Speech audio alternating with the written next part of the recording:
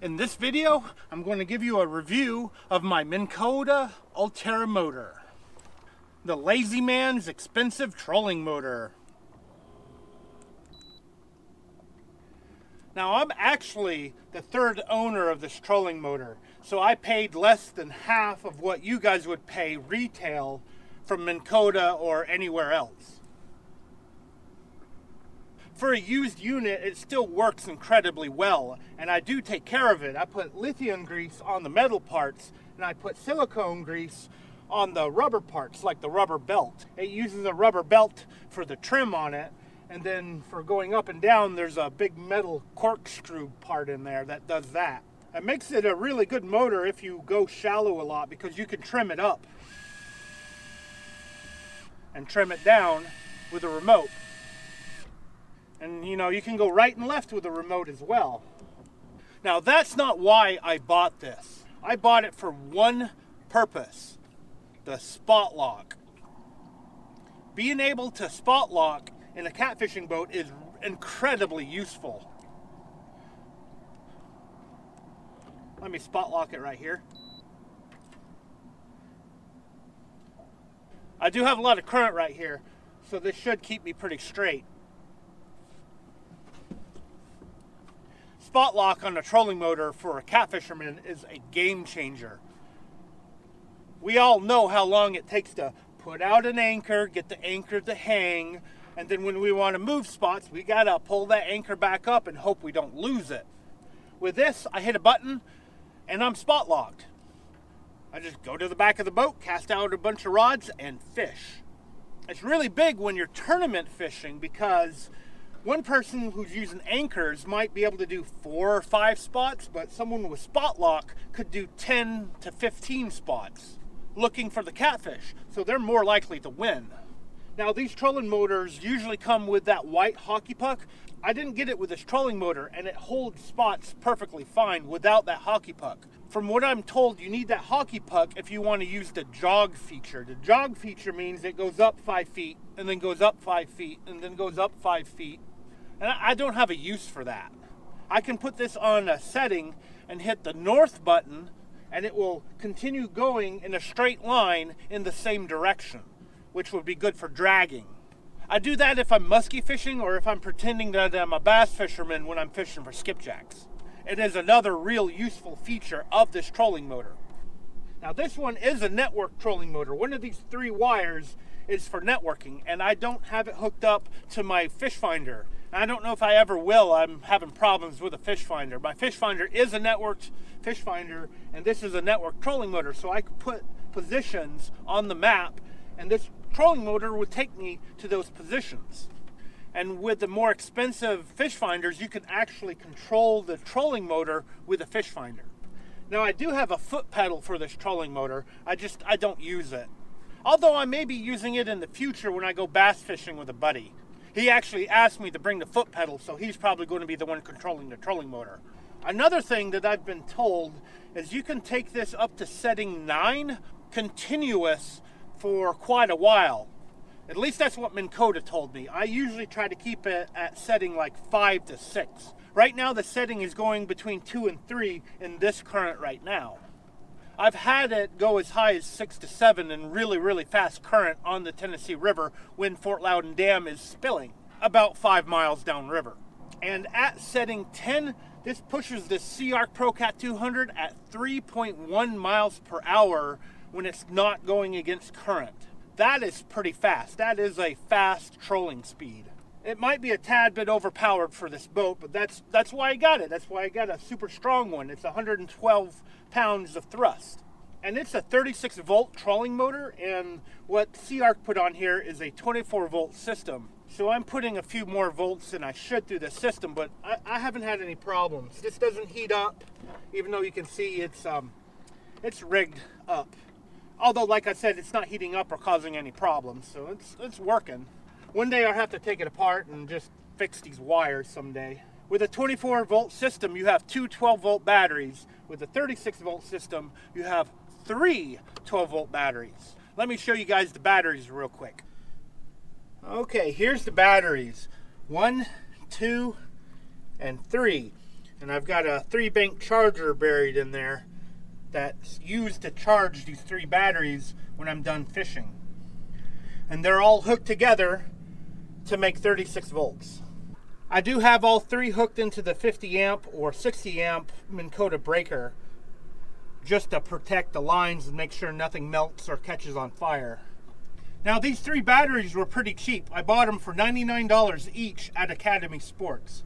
And even after 8 hours of anchor fishing, I've never taken them down below half. At least that's what the remote has told me, that I've never gone below half on them. So they work really, really well.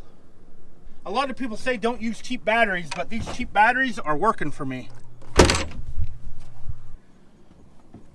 Now I've only had 2 real problems with this system. One was created by me and one is happening slowly over time. I actually rammed a tree with this and knocked one of the sides off. So I had to find a screw to put the side back on because the screw went in the water. That screw was so long that it was preventing it from deploying or retracting. At the time I thought the unit was messing up, but it was actually my mistake. I had to take that screw out and put a proper screw in it so it doesn't stop it from deploying or pulling back up. The second problem is it likes to choke itself. As you can see, it's twisted. Once it gets twisted so far, it does correct itself, which might make you lose spot lock if you're in really, fast current. It makes you go back a little bit, but it will catch back up and pull you back to your spot. However, over time, it's forgetting where it's at when it's stowing, which is causing this to be wrapped around the head. Eventually, I'm going to have to manually get it back into a position where it's not choking itself when it stows. Let me show you.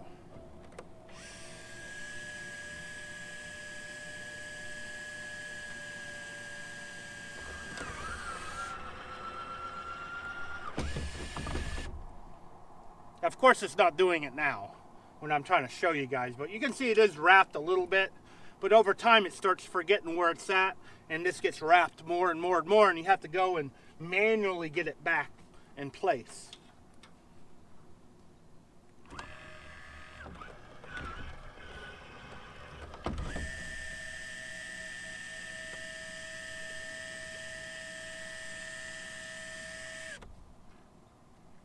Spot lock.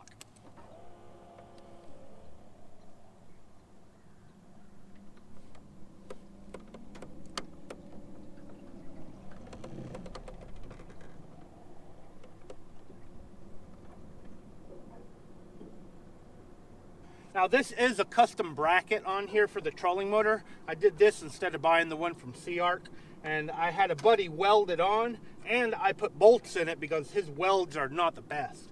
And I've hit trees, I've hit docks, I've hit a lot of stuff with this, with the trolling motor, with this, and it's holding on the boat really, really well. No problems at all out of it. I actually tapped all the holes for the trolling motor's bracket to go into the plate too. So they're in there super, super solid. If you followed me when I had my previous boat, I was messing with well nuts and all different ways to mount a trolling motor on that old jet boat, and they were all bad ways. This has been solid. It's worked great. Maybe I'll give you guys a closer look here. You can see these are not the best welds. And 2 bolts. Minn Kota Ulterra motor.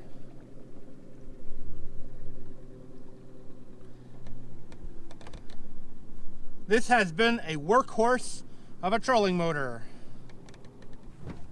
Alright, because I'm on a river here with a lot of current, I can't really show you guys the 3.1 miles per hour. Maybe I'll try to remember to show you guys in a future video, which might actually be me walleye fishing.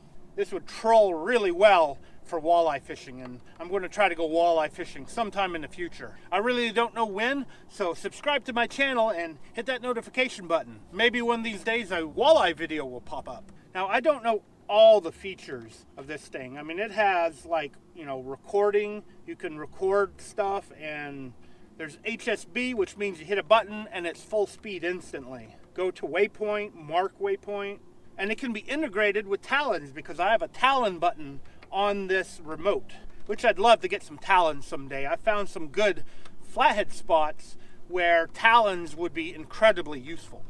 Anyway, what do you guys think? Is this an expensive Lazy Bands trolling motor, as I'm calling it? Was it a good buy for my boat? Would you guys buy something like this for your boat? Or would you at least get a trolling motor with spot lock for your boat? I know this one is a little bit overboard. I wouldn't mind having only spot lock where I have to manually launch it. I don't know about a foot pedal though. I've gotten used to using a remote. My last trolling motor, I used a remote on as well. So I don't know if I could go without a remote. But spot lock, I definitely could not go without spot lock. So leave a comment below of what you guys think. And I want to thank you guys for taking your time out of your day to watch my video. I really appreciate it. And if you still like me doing these gear related videos, hit that thumbs up. I would love to see this video hit 200 thumbs up. If it hits 200 thumbs up, I will continue to do these every Sunday. And if not, I might take a break a couple of Sundays, but I'll still try my best to get something out for you guys to watch. Thank you again for watching. I'll see you next time.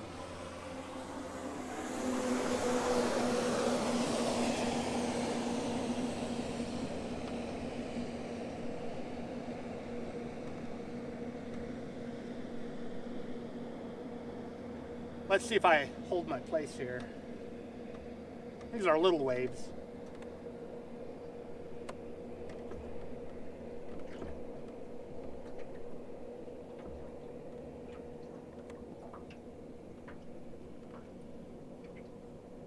Got a little swing going on. Nothing I couldn't handle. Okay, thank you guys again for watching.